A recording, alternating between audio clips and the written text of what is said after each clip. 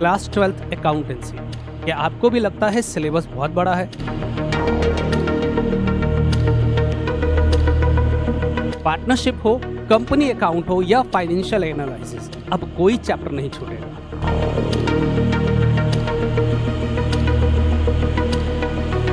इस सीरीज में हम क्लास 12th अकाउंटेंसी के सारे चैप्टर एक एक करके कंप्लीट करेंगे।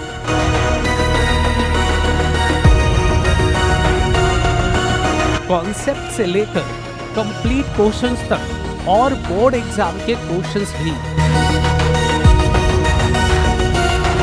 चाहे आपकी अकाउंटेंसी स्ट्रांग हो या बेसिक से स्टार्ट करना हो,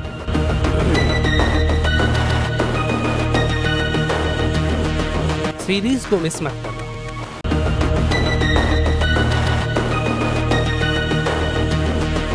one batch, one series, one goal, maximum marks in board exam.